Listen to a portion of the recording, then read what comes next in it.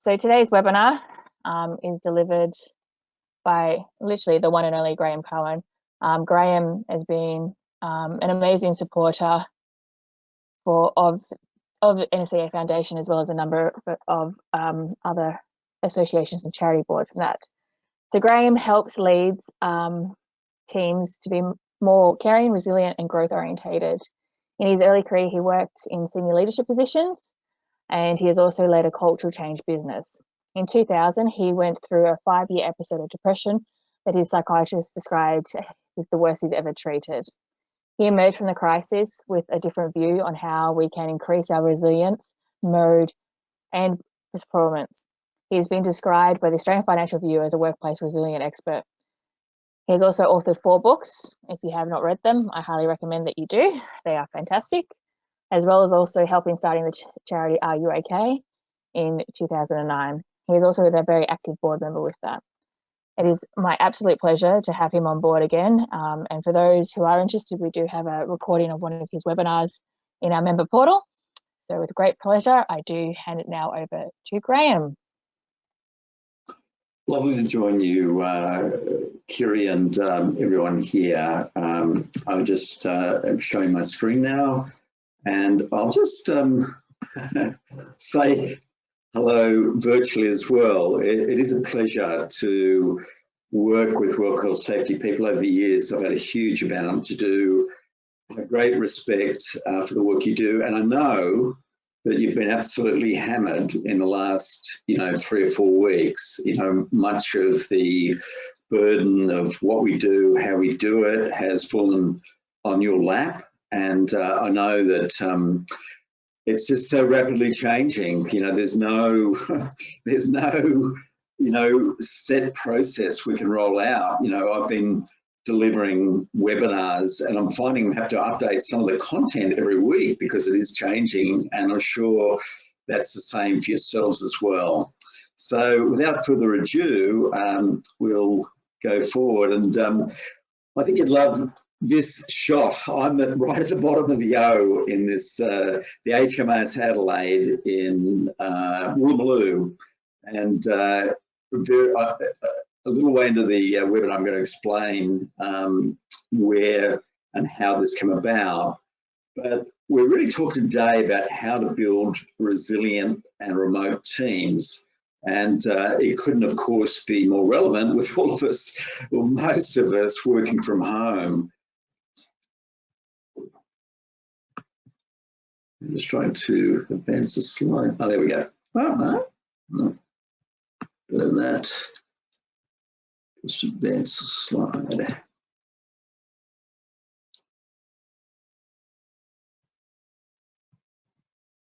Okay, here we go. Sorry. I usually use Zoom. We're using GoToWebinar today, so I just didn't work out how to forward it. So I guess a little bit about me. You can see that I've got a bit of grey hair, and I've been through I've been working since the 1987 crash. I've been through the tech crash. In fact, in the tech crash, I was a vice president for a global management consulting company called A.T. Kearney, and I crashed and burned. I went through 5 years of horrendous depression, and it was really that experience which really galvanized my career forward. I really resolved that I was going to help with start with my own resilience and move forward. And even though the title is about care crew and building teams, as you'll see as we move through, it's very much also about personal resilience.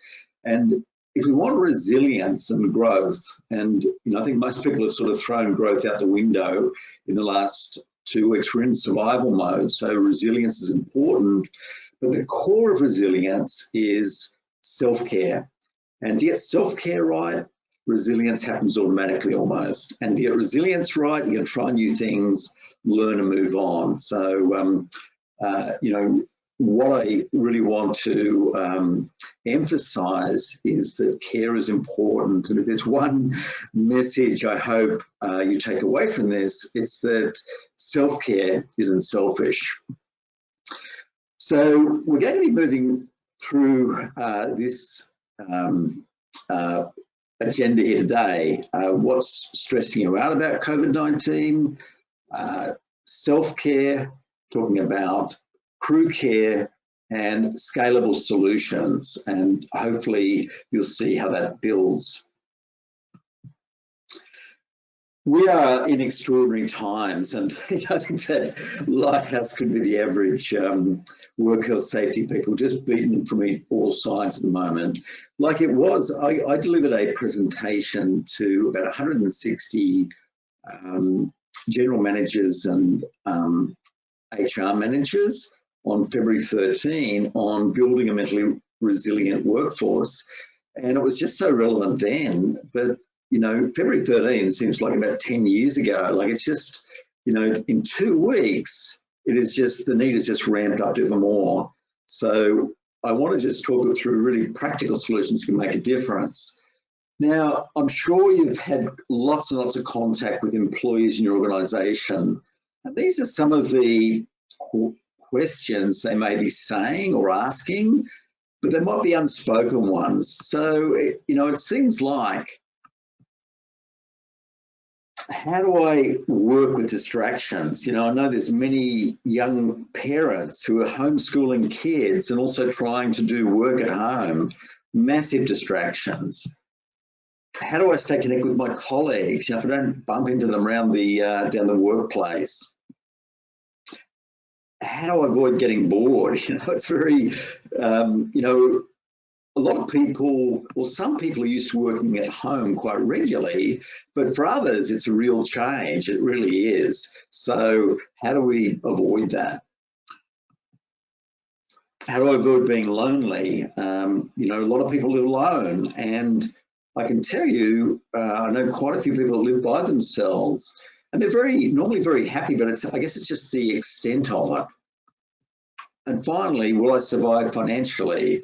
You know, I've spoken to a couple of people this week who lost their jobs. You know, my sister has flown with Qantas for 20 years. She now has no income. A client of mine who runs events, for 20 years, he's built up a solid business. He just said to me yesterday, he doesn't know how he'll get through it. He'll come out the other side. These are very, very real.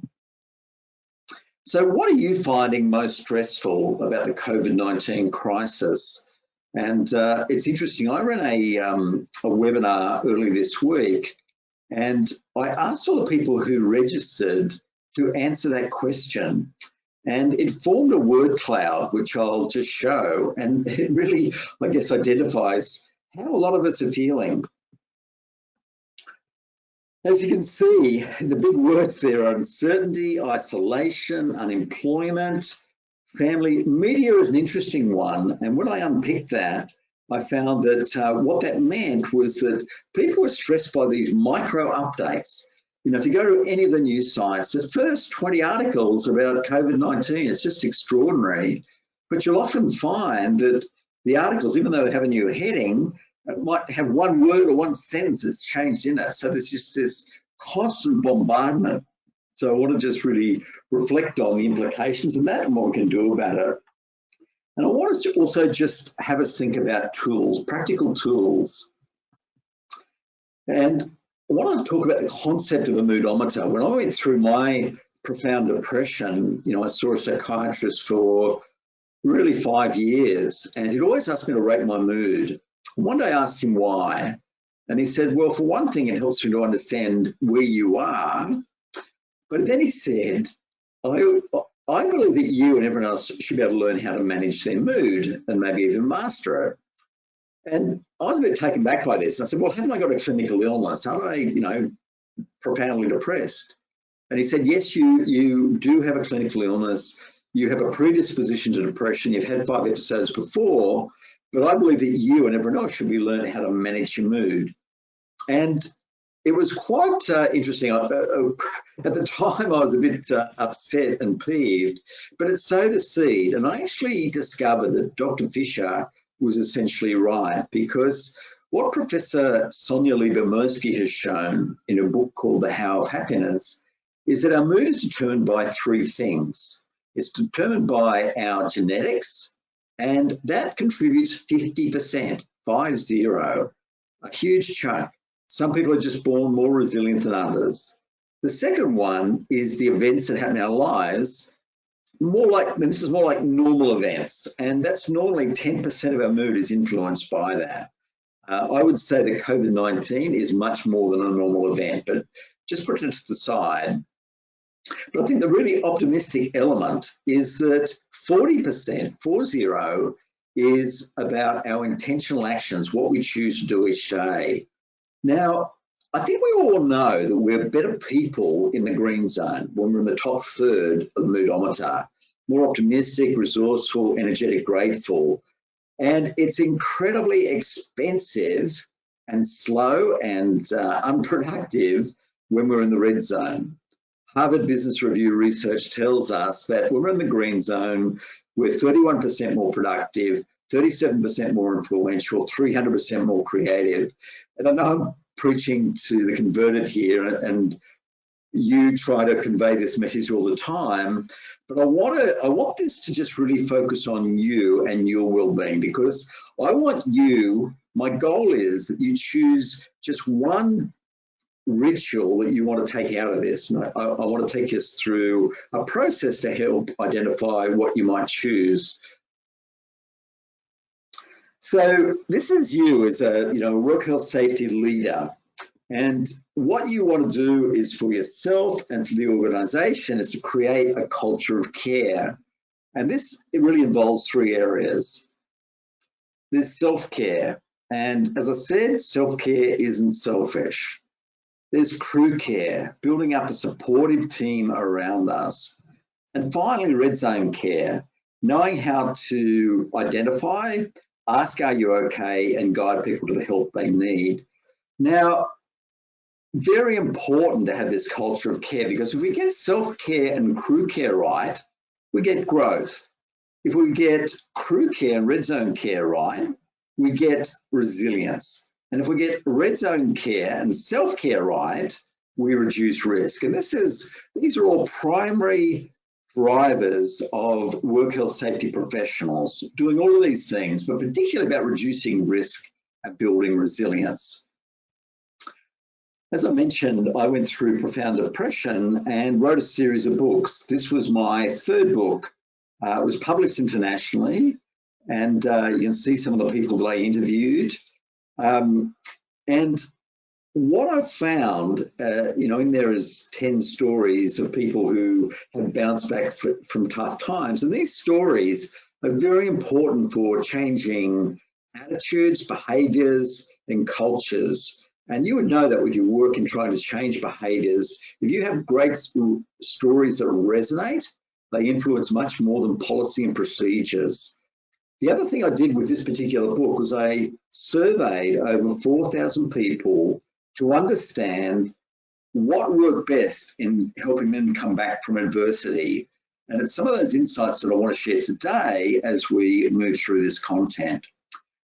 I was also involved in helping to start Are You OK? And it's incredibly rewarding. I know a number of you support this in your workplace, and I want to just really emphasize the need to embrace Are You OK 365. In fact, there's a likelihood I'm going to be on the Today Show this Sunday, and I'm going to be talking about why everyone should be asking, are you okay, every day. It's never been more important. So, on to self-care and taking care of us. And this is an extraordinary reason why we should do this, because, and I know this is a message you try to convey to your managers, your leaders. If a leader walks the talk, it flows on. So this is why, we have to make self-care our first priority. Last week, I shared 7 mental health hacks on LinkedIn, and I'm very active on LinkedIn. Please feel free to connect with me there and ask any questions with me there. But it was shared very widely, and so I wanted to share it again, what I think is really relevant in this really crisis period. So the first thing is only read COVID-19 updates from trusted news sources. So the ones I'm recommending is the Federal Health Department's daily update. They have a daily update. You can read 300 articles on Sydney Morning Herald or the Telegraph or Herald Sun, but just going to that one place is a good one. Now, from a work health safety one, the best one that I've seen recently, and if you've got a better one, please share it in the comments, was WorkSafe New South Wales. I've got a dedicated COVID-19 mental health page now with all relevant resources, free resources, etc. So that's a great one.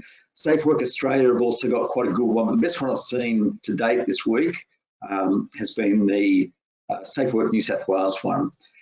I only look at these updates twice per day. Like, we can look at it, you know, every 15 minutes if we want to, but it serves no purpose.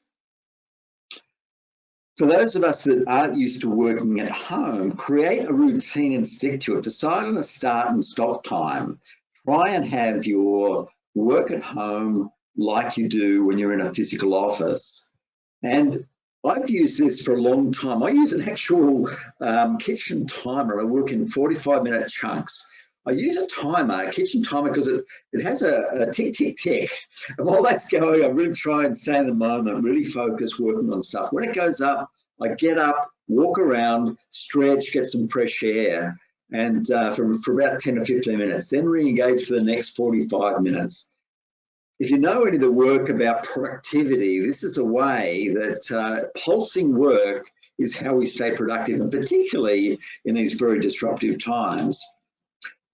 Set times to speak with our teammates. Set up a Zoom call or a Skype call or whatever. Stay connected. You know, I've set up a Friday afternoon drinks with my mates, a virtual Zoom drinks. You know, we have screens, we can see each other, we can toast each other. The beers are much cheaper as well. Schedule a work day. You know, if you know someone you really get on to where they work in your organisation around time, schedule a Zoom call with them. Have a morning tea. On Monday this week, I had a cup of coffee with 10 people via Zoom. And, you know, it's not quite the same as being there, but it's better than being by ourselves. So think about setting a work day for yourself. And we can still legally, no problem, walk outside. And if you can be in nature, it's a wonderful rejuvenator. It helps to recharge. If we walk just a 30-minute brisk walk, our mood is better for up to 12 hours later. So let's get into the crux now. After I've addressed those specific issues about COVID-19, there are three critical elements that my research has showed is essential for self-care and then resilience. The first is vitality, our physical health. The second is intimacy, our emotional health. And the third is prosperity, our contribution health. So vitality is exercise, rest well, sleep well, eat well. Intimacy is, you know, having caring and supportive relationships around us. And prosperity is doing work that we find meaningful. It's contributing to the community, contributing to schools, contributing to charities, contributing to sports teams. And again, that's been disrupted in many ways for all of us. So first, vitality. These for vitality. So as I said, the elements of this are exercise. Mayo Clinic research tells us that a 30-minute brisk walk is equivalent or improves our mood 2 hours later, 4 hours later, 6 hours, up to 12 hours later. So getting outside just for that 30 minutes is essential. And even when you're under the pump, and I know you've been under the pump, and you know, to be honest, I have as well. I've never been busier, but I still try to get out for 30 minutes minimum each day to recharge. Now, if I can't, I want to share something that I use a lot, and this is an app. It's a free app. I used to work for Johnson & Johnson, but I get no commission, and this is a free app. Now, as a professional speaker, I travel a lot, and often I do breakfast presentations where it's very difficult to do, you know, a 30-minute walk before that. So, but you can find 7 minutes, and this brilliant app has a variety of workouts you do for 7 minutes, and it's an all-over body workout. You start at 7, but you then go to, if you want, to 14 and then 21 minutes. And I guarantee a 20-minute workout of this, you get you really know that you've been doing, you're really huff and puff. The second one is resting well. Now, before this crisis, I did research on my database that showed that 61% of Australians don't get enough quality sleep each week. Now, particularly now, we have to put rituals in place to recharge our batteries. That's what a good sleep does. It recharges our batteries. And that could include all the rituals you talk about and try and encourage your workers to do. Digital detoxes, switching off, having a nighttime routine to get you ready for rest. And I want to share another free app that I've found really helpful as well. And it's another free one called Insight Timer. This has hundreds of meditations, hundreds of how to go to sleep guides. There's also the option of upgrading for a year. I think it's about $80, $90. You get a whole bunch of free courses. So there's ones to help you go to sleep at night. There's courses there if you wake up in the middle of the night, which I often do. You can then listen to a course there to help you go back to sleep. So a free resource that may be worth exploring. Now, intimacy and or emotional relationships. So we talk about vitality, the V, intimacy is the I. So when I have live presentations, I ask people to raise their hands if they have people in their life that suck the energy out of them. And always people raise their hands. But what about the people that are good for us? What about the people that we feel better being around? And you may be aware of one of the most compelling long-term wellbeing studies. It's the longest wellbeing study ever done, called the Harvard Grant Study, which started in 1928 with 250 Harvard sophomores, and it's been following them continuously ever since. So there's now, I think, because they're all about, I think they're about 90 or 99 or 100 years old, there's only about 15 left, but they have terabytes of information, follow them up every year. Their medicals interview them, their spouses, and overwhelmingly from all this data, and there's a TED Talk, if you Google TED Talk, Harvard Grant Study. So the one conclusion, the overwhelming conclusion, those that have the longest life, the healthiest life, the most affluent life, the longest sex life, are those that have and put priority on having caring relationships. This is even more critical during these times.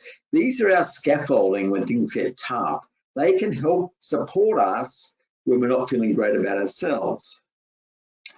And what I talk about is having a care crew. So a care crew is people that are your small group that you feel great being around. One of my, green zone habits is to go for a walk with my mate Ted. Known him for 25 years since we were both marketing managers at Johnson & Johnson. We catch up twice a week, do beautiful walks, but we talk about everything, family, work, what's worrying us, just magic. And we all need to have people like Ted in our lives and to make it a priority. So how do you know these people? Well, when you look at those first two questions and also that last statement and write down the names that come to mind when you look at those. So just write down, I'm just going to stop for 15 seconds for you to write down those names.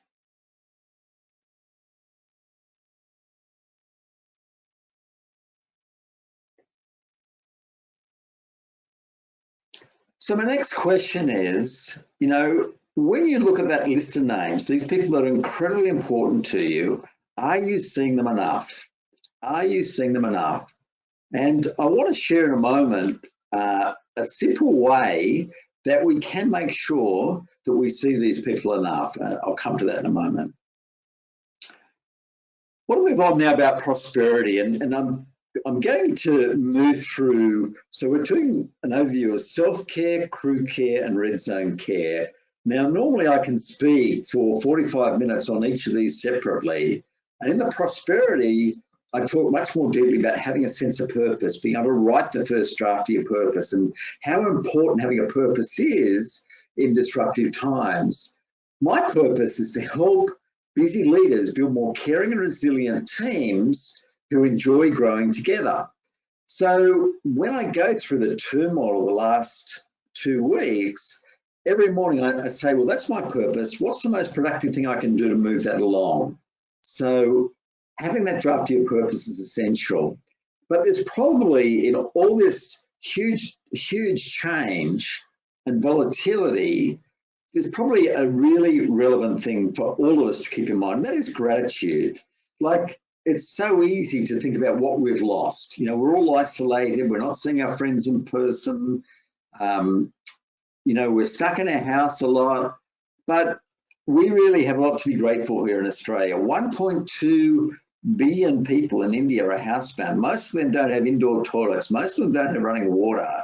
Most of them don't have a leak-proof house. You know, just extraordinarily, we are fortunate. We are hardwired as humans to dwell on the negatives. It comes from our negative bias from being cave people. We had to watch out for saber-toothed tigers, and so we were hyper-vigilant on things that went wrong, bad news. But today, we might have 4 things go great, 1 thing go wrong. We come home, and all we can think about is what went wrong. Martin Seligman, the pioneer of positive psychology, talks about how critical it is to focus on the positive, what we're grateful for. And he did a peer-reviewed study, which I think is relevant to all of us, particularly in these times. He said, if we put a pad beside our bed, and before we go to sleep, we write down 3 things we're grateful for that day. 3 things, no matter what sort of bad day we had. And if we have to do that practice for 7 days in a row, it boosts our mood for up to 6 months later. This is all things that we can do to be grateful, have a prosperity mindset.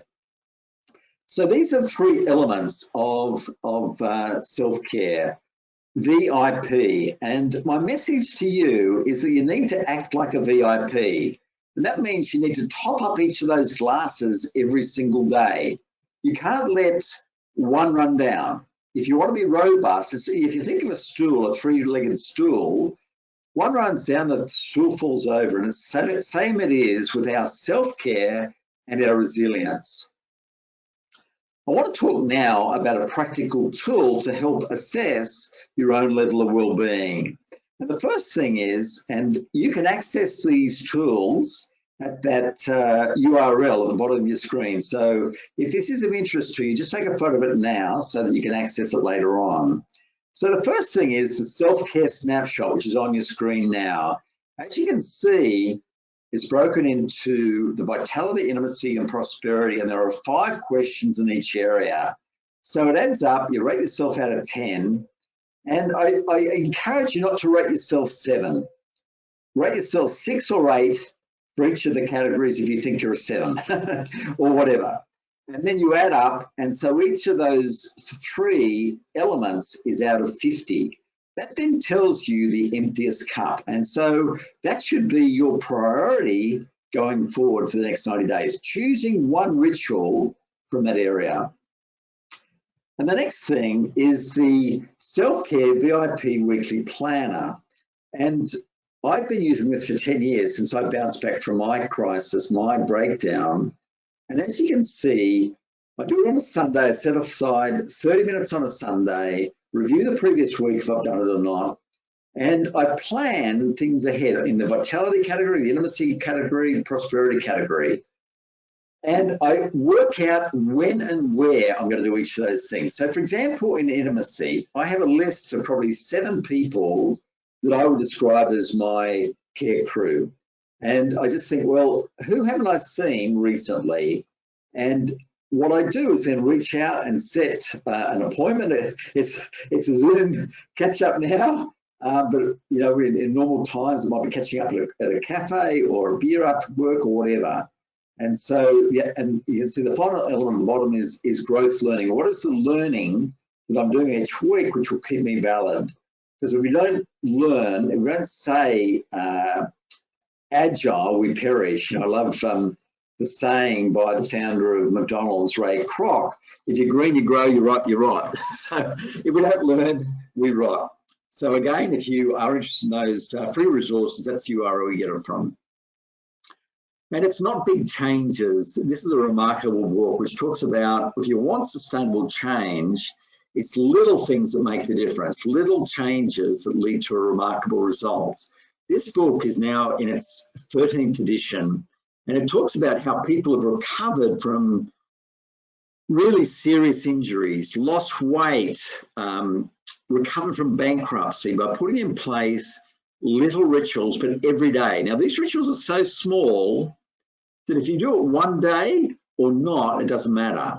But if you do it for 5 out of 7, it's remarkable. So, for example, if you resolve going away from this, you're going to do a 30-minute walk each day. Well, if you do it today or don't do it today, doesn't really matter. But if you do it for 5 out of 7 days, it is profound in terms of its longer-term impact. So little habits can lead to remarkable results. I want to move on to crew care and how we have more caring and resilient people around you, how we build our scaffolding. This is more in the workplace, how we build a coherent team. And just as an aside, the Gallup organization has been researching organizational performance via engagement surveys for 50 years.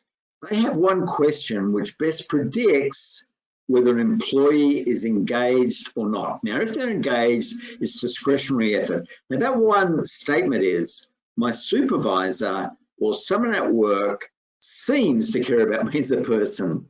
Now, they've shown unequivocally, doing this for millions of people on 135 countries, the more people that agree with that, the higher the profit, productivity, longevity, and lower the injury rate.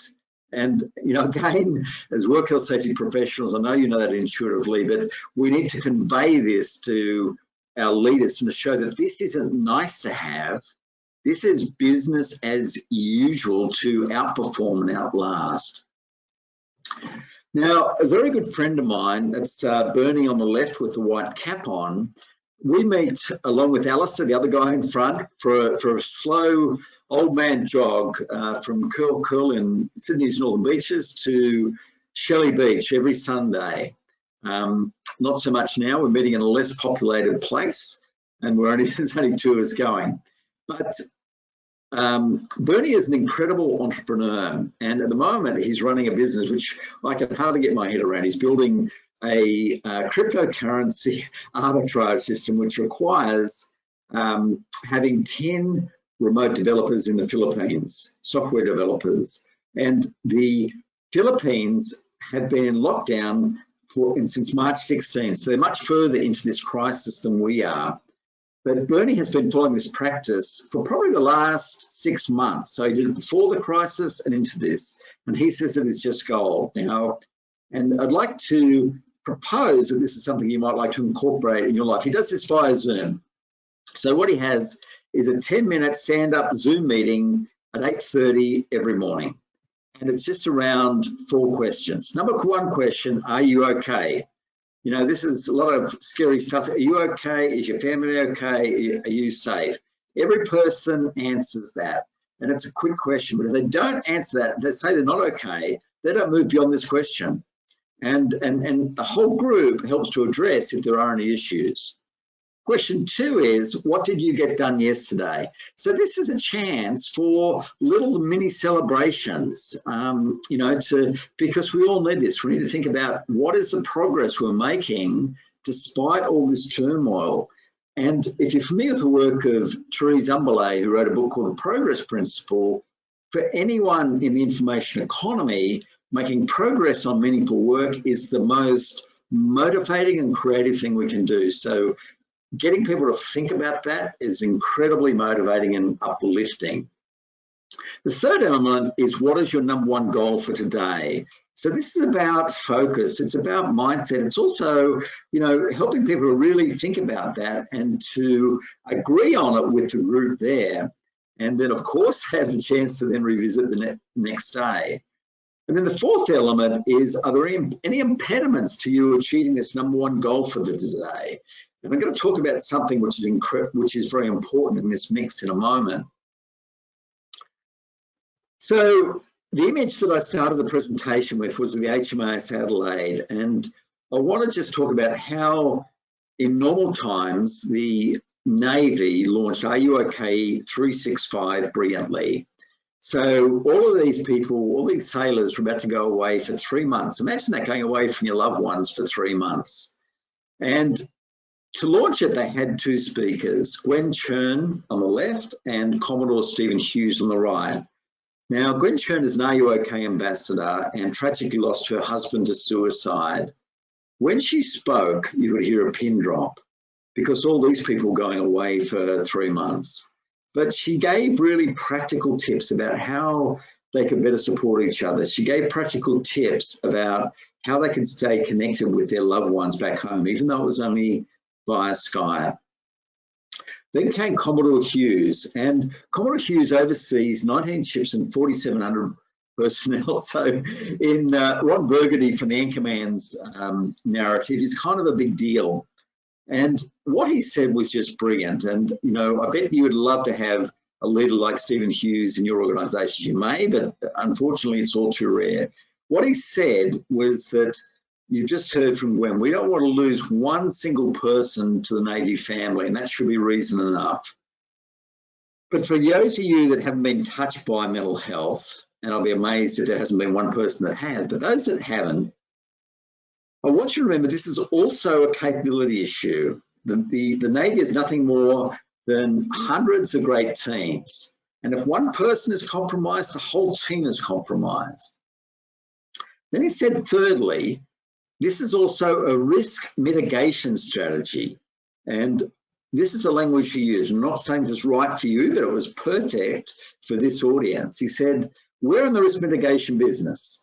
I'd much rather take an enemy out from 1,000 kilometres than 10 kilometres and certainly not 1 kilometre, because at 1 kilometre, there's collateral damage.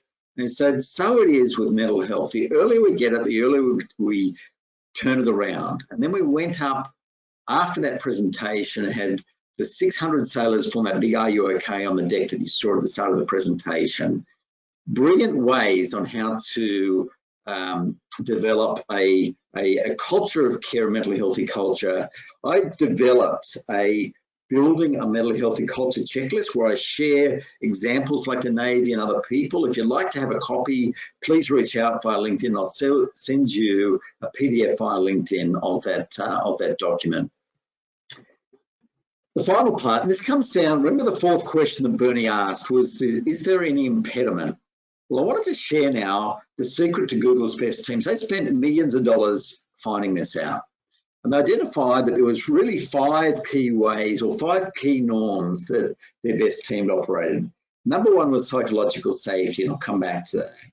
Dependability was, you know, we can rely on each other to get things done. If someone says they're going to do it, they do it. We have structure and clarity. We have clear roles, clear milestones. Work is important to us. We have meaning and we have impact. We know that our team makes an impact to the work of our organisation. But by far the most important was psychological safety. That's where there's strong interpersonal trust and respect. People feel safe to take moderate risks and know they won't be sacrificed.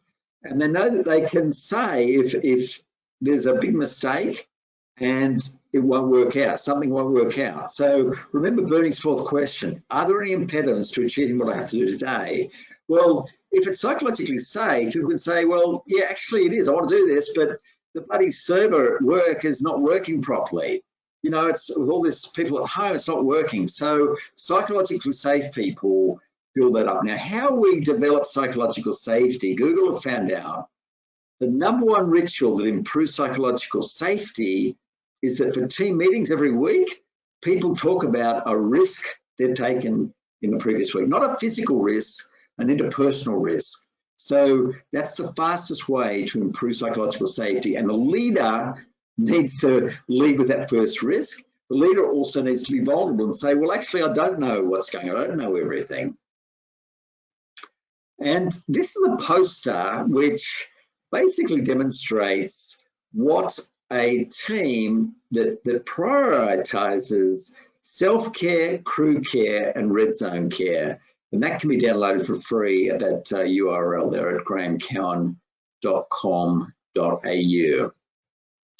I just want to touch briefly on self-care and organisational resources before we get to Q&A. So for those of you that have got questions coming up, please type them in now, because Kiri is going to be curating, and in about 5 minutes, we're going to be finished and she'll be talking about that. So there are so many people in distress now, like the traffic to Beyond Blue's website, the calls to Lifeline, domestic violence, anecdotally is going through the roof. So this is how we support someone going in distress. And this comes from me interviewing or surveying 4,000 people for my book, Back from the Brink. I is how we identify someone who's struggling. This forms the acronym I care. C is for compassion, how you show empathy and ask, are you okay? A is for access experts, how you help guide them to the professional help they need. EAP, GP, psychologist, helpline. Revitalising work is knowing that if possible, work is good for recovery, and E is for exercise. Now, you don't need to remember that because there's a free poster here for downloading, which explains it all there. And, you know, if you have any specific questions, this actually forms the framework of some of these scalable solutions I'm about to talk about as well.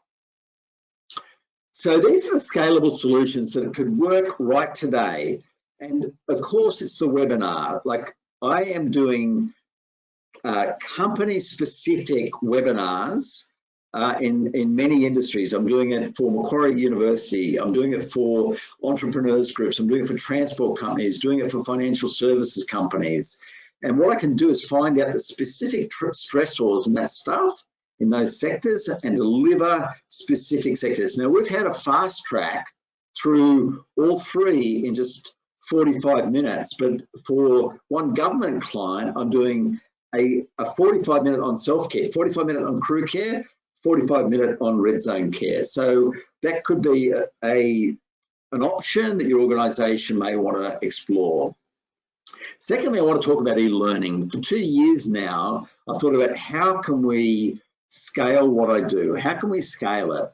And so I formed a new business called Factor C, and we created a product called We Care. We did pilots with the University of Sydney and Ernst & Young, and from that, we developed a 20-minute training program. Now, I'm just about to play a 2-minute video. You'll get no sound, but you'll be able to follow what this We Care program is about.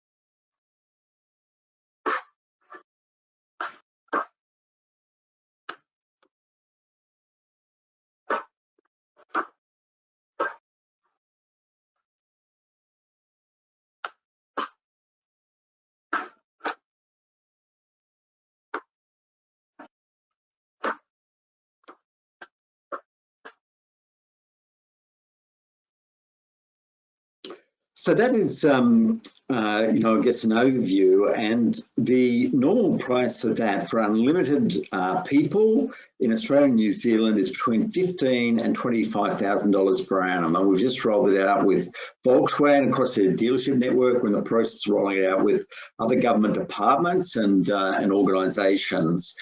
And your NSCA Foundation gives you 10% off that. So if you're spending 20 grand, you'll save, $2,000, which pays for your entire NCSA annual membership. So keep that in mind.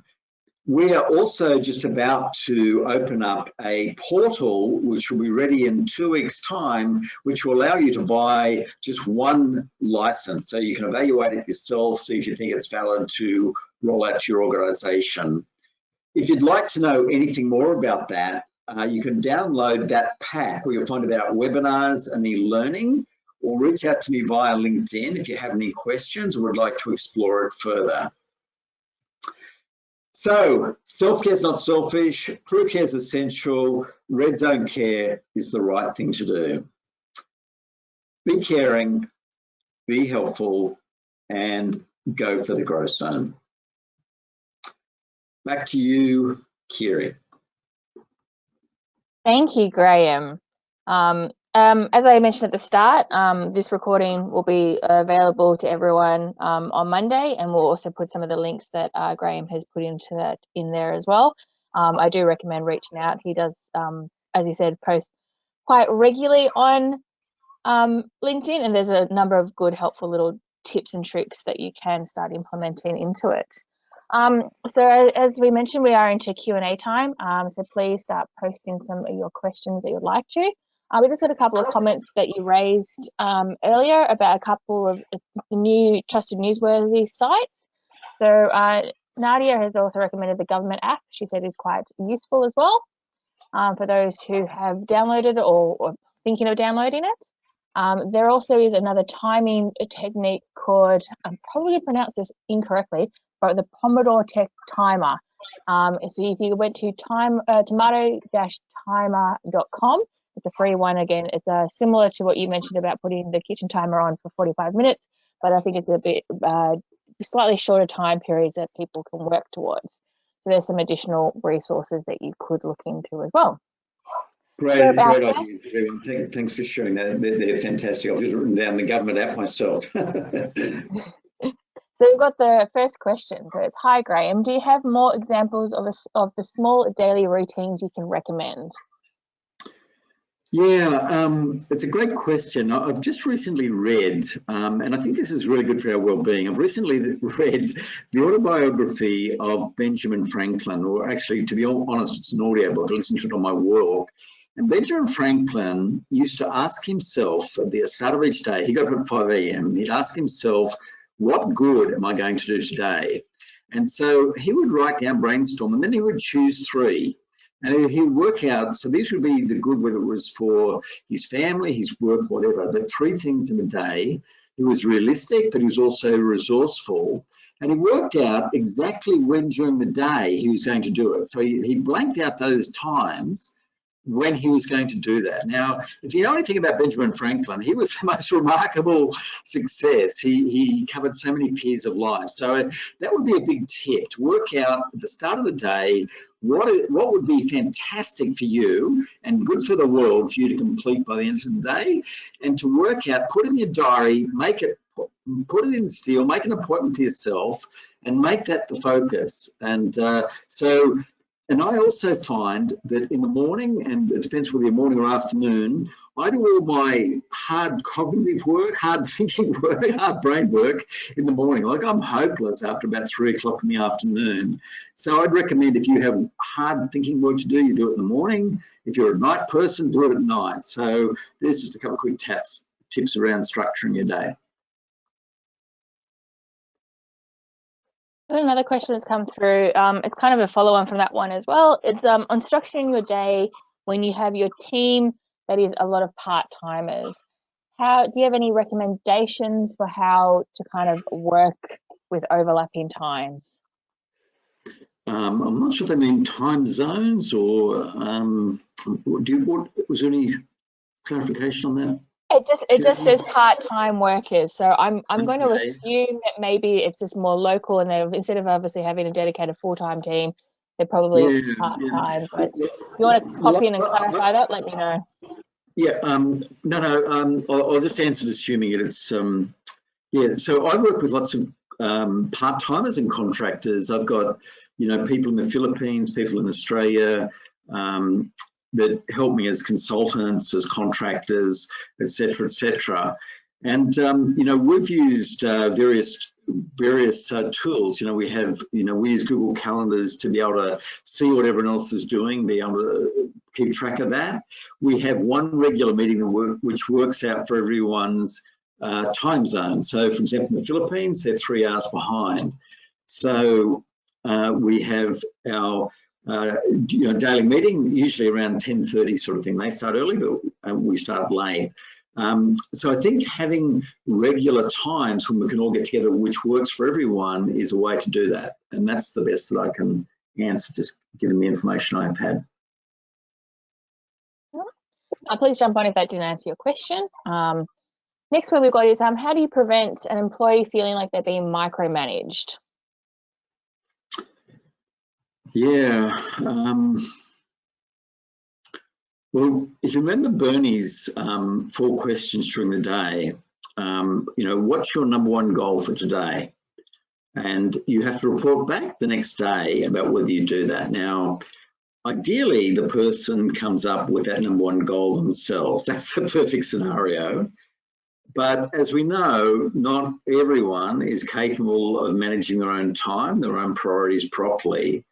And so I think that if possible, people are best off to nominate what they're going to do, but probably privately, if as a manager you're not comfortable with what they nominate as their #1 goal, I would suggest following up with a one-on-one with them just to say, you know, appreciate you saying this, but maybe that's not right. I really think that with everything going on, all things considered, this should be your #1 role for this reason. And by having it in 1-day increments where everyone is part of that, but if possible, they choose their own agenda, you know, I think that does get away from that micromanagement element.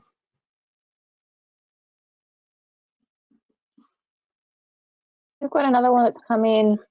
Do you have any recommendations on how to juggle long-term projects with the day-to-day uncertainty of what is actually going to come about?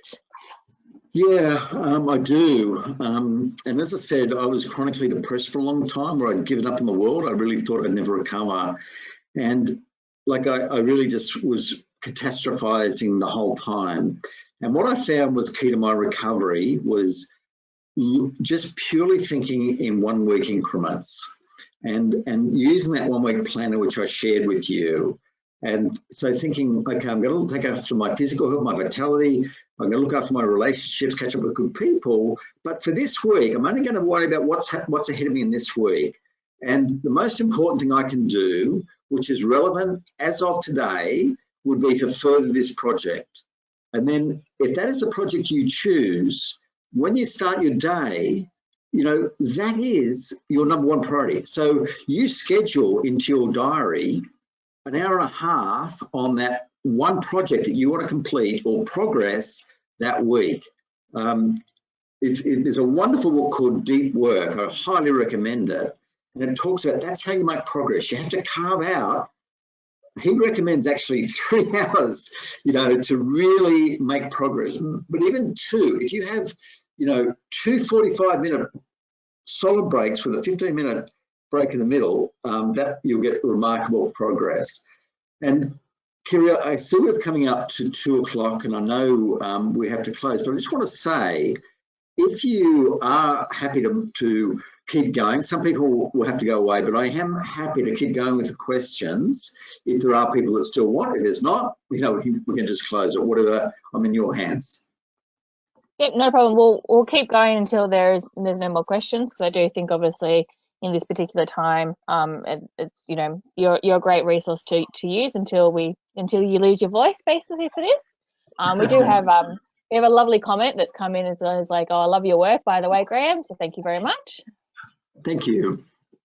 So we do have another one that's come in. So it's about the daily routine. So instead of doing a daily routine, if you only have a small team, could this be just done a weekly catch up? Could you just repeat that? I just didn't quite hear that. Sorry, instead of doing a daily routine, if you only have a small team, could this be done weekly? I think it could, but in these moments, I think it is just critical to have regular contact. I cannot tell you how freaked out people are. As I said, the traffic at Beyond Blue is 7 times higher than the fires, the bushfires, which were only 2 months ago. We thought that was bad.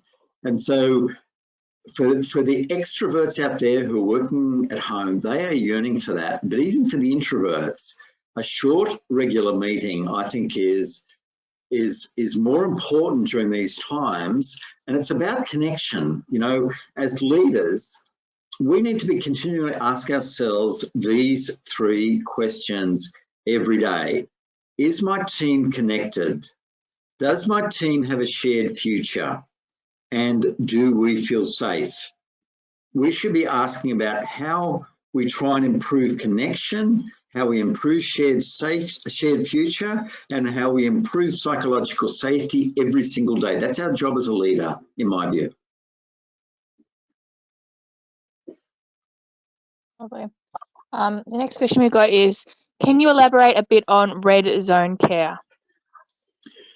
Yeah, sure. I know a bit about red zone care. Well, I was in red zone for about 5 years, and it's really looking out for those that are struggling. And I highly recommend downloading that iCare poster and also some of that material. And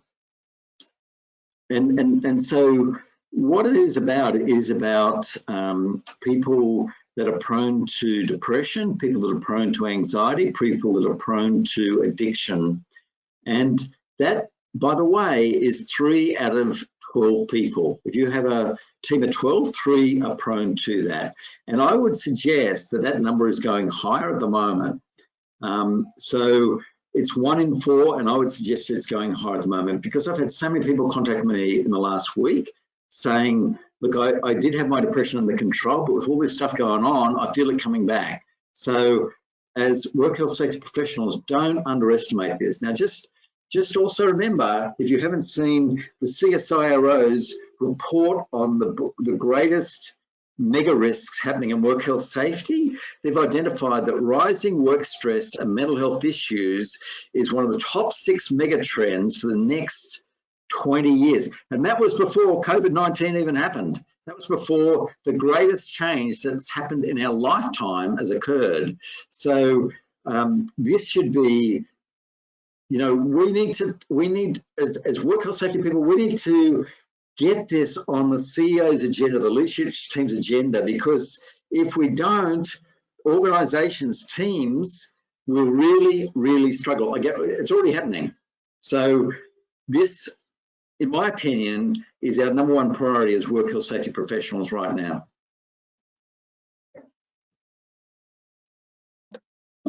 We've got a few more comments just on thank you for the information, and they'll be in contact. A few of them have had to drop off, but I did want to pass on their thanks to you, Graeme. So again, some more thank you.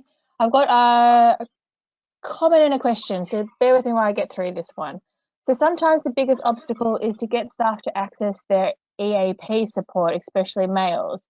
They don't want to acknowledge their problems, especially the typical workshop male. How do you get them through this without seeming to be micromanaging it? Yeah, well, one thing you can't wait is to rely on them to do it by themselves. And I just want to share one amazing example, which is in a workshop, you know, I guess what we used to call blue collar environment, and that is Sydney Trains. So they've got, I think, about 11,000 workers, 80% male, most of them been there 20 plus years. And a gentleman there called Mustafa Karush, I think his name is, work health safety manager there, 5 years ago, they launched something called Track Safe, Are You OK? So Track Safe for the peak body. And Mustafa took it upon himself to launch it. And he was very clever. He worked out that in the lunchrooms, everyone was talking about the footy. And so he decided to launch a pass the footy competition, put a thing where people pass the footy through the hole. He did that first year, but he also started to, improve or include things along the way. So the next year he had that. He had dogs there, companion dogs, and also had a few brochures to hand out, a couple of EAP people circulating. 4 years later, in the lead up to Are You OK last year, over a 7-day period, he had 13 different events on 13 sites, which 6,500 people attended. So through incredible astuteness and resolve, Mustafa has helped to, and then he's gradually increased the amount of resources and help and EAP and services and all those sort of things along the way. So it doesn't happen overnight, but just think about your workforce. What are they interested in now? How can you make little changes that will gradually impact things and move things along? So he's actually embedding or trying to embed an Are You OK 365 culture. And that ultimately is about when we get cultural transformation, safety transformation, health transformation in both, white collar and blue collar environment.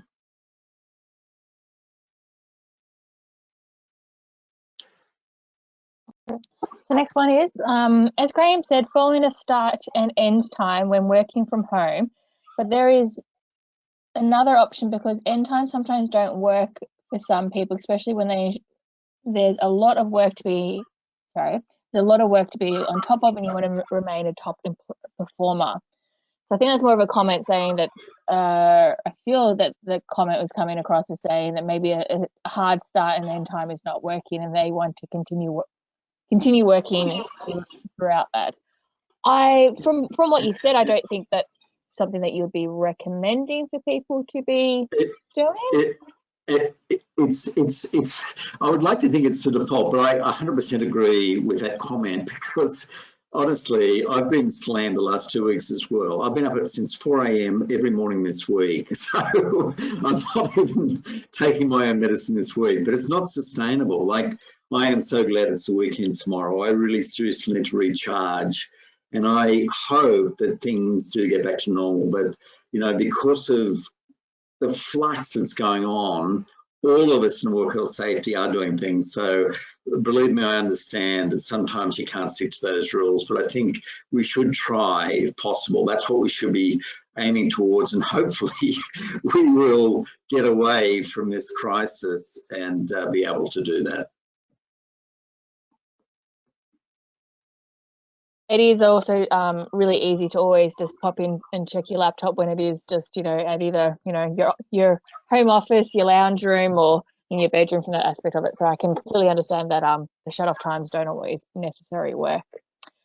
So we've got another question. So hi, Graeme, how do you build resilience among FIFO workers, so the fly in, fly out? Workers who aren't able to be part of daily team meetings due to being on site for 12 hours a day? Really, really tough. And as the person who wrote that would know, they have huge wellbeing challenges, FIFO workers. They're separated from their loved ones, often have long travel before and after their shifts away and what have you. To be honest, I haven't done enough work in that sector to really give a solid recommendation. I really don't know that area well enough. And but if you would like to reach out to me, and I resolve that I will, in the next week, do research to help address that, because it's something that I do need to know myself. So I don't know the answer now, but I guarantee I will in a week. Lisa, you've heard him. Take him up on that offer, because Graeme is a man of his word with that part. So we've got one more question. If there is any more, please pop them in. Otherwise, we'll wrap up shortly. So we've got a comment that is, how do you find the ability to stay motivated? I am finding it very hard to stay focused at home, focused working at home. There's no one else in the house, and I also then feel guilty and do extra work that I don't normally do during traditional work hours. That is such a good question, because you know, it is so hard when we don't have our normal environment, which creates discipline. And I want to read out, like, it's very timely, that question, because I want to read out something that I saw on LinkedIn this week, which speaks exactly to this. And this woman, her name's Victoria, she wrote this. She said, one of my good friends works at a large institution as a senior manager, and she was explaining to me via video conference last night, wine in hand, how she felt rudderless and work from home is completely ineffective for her. While she does not have any obvious distractions like homeschooling kids, she has been doing everything else but working. When I asked her why, she replied, well, my projects are on hold. She is worried that she is not showing value to her employer and is desperate not to take advantage of her awesome boss. But she has not yet managed to get herself out of the work funk. With more wine, we hatched a plan. Daily exercise in the morning, followed by meditation, given most of her projects are on hold. Develop new initiatives which provide value. Instead of asking your leader, what can I do for you? Share the 5 projects that she had decided to self-start and see which one her leader would like to prioritize. Minimum of 3 video conference interactions a day to feed her extrovert personality.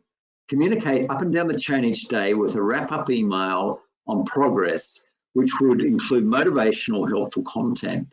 She called me this afternoon and she said she nailed day 1.